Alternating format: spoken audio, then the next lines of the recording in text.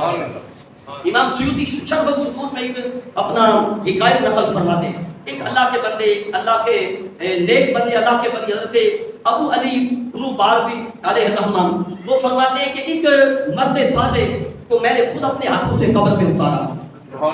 کہتے ہیں ان کا قبر میں اتار کے ان کے سر سے کفن ہٹایا، کفن ہٹا کے ان کے سر کو زمین پہ رکھا اس خیال کے ساتھ کہ اللہ ارحم الراحمین اس کی غربت پر رحم فرمائے اور اس کی بخشش فرما دے. سبحان اللہ.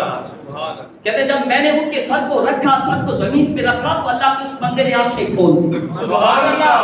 توجہ نہیں فرمائی آپ. سبحان اللہ. جن کا وصال ہو چکا تھا انہوں نے آنکھیں کھول دی. اے ابو علی، کیا تم ان دنیا داروں کے سامنے مجھے ذلیل کرنا چاہتے ہو؟ جو دنیا میں مجھے ذلیل سمجھتے رہے، کیا تم ان کے سامنے مجھے ذلیل کرنا چاہتے ہو؟ کہتے ہیں میں نے حیران ہو کے پوچھا، اے میرے سردار، اے میرے آقا، کیا آپ مرنے کے بعد بھی زندہ ہیں؟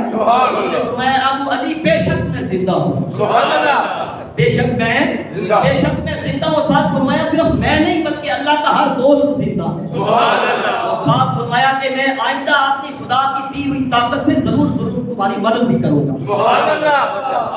ولی اللہ دے مردے نائی کردے پردہ پوشی کی ہویا جے دنیا اتو ٹر جاندے نال خاموشی. سبحان اللہ. کیا ہے